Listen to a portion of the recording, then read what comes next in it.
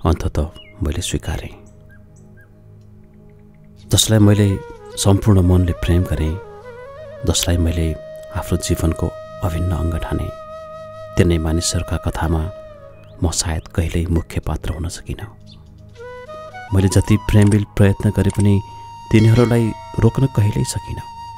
लाग्थ्यो मेरो स्नेह, मेरो समर्पण, मेरो निष्ठा सबै पर्याप्त हुनुपर्ने थियो। तर सायद यो केवल मेरो सोच मात्रै रहेछ। मैले मनैदेखि प्रेम गरेँ। हरेकचोटि आशा गरेँ कि योचोटि म रोचिउँला, योचोटि मेरो माया बुझिएला।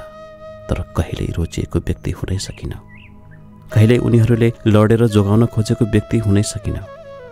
म सधैँ तिनीहरूको विकल्पको सूचीमा अन्तिममा परिरहेँ, जबकि तिनीहरू मेरा लागि एकमात्र चयन थिए। म सायद उनीहरूको यात्रामा एउटा छाया जस्तै मात्रै थिएँ, जुन केही बेरसँगै हिँड्छ र फेरि आफै बिलाएर जान्छ।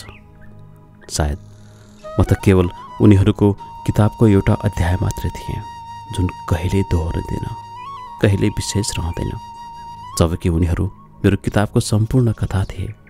प्रत्येक पानामा, प्रत्येक अनुच्छेदमा उनीहरूकै नाम लेखिएको थियो। मेरो कथा उनीहरूबाट सुरु हुन्थ्यो र उनीहरूमै अन्त्य हुन्थ्यो। तर म उनीहरूको लागि केवल एक क्षणिक सम्झना मात्रै रहेछु, जसलाई समयसँगै बिर्सन निकै सजिलो भयो। बिस्तारै बुझ्दैछु, प्रेम सधैँ समान नहुँदो रहेछ। न त हरेक माया गर्ने मान्छेले सोही अनुरूप माया पाउँदो रहेछ। कहिलेकाहीँ हामी कुनैको संसार बन्न चाहन्छौँ, तर तिनीहरूको लागि हामी केवल एउटा बाटोमा पर्ने हल्का छाया मात्रै हुन्छौँ। त्यही स्वीकार्न सकेपछि मात्रै सायद आफूलाई सम्हाल्न अनि अगाडि बढ्न र आफूलाई नै रोज्न सिक्न सकिन्छ।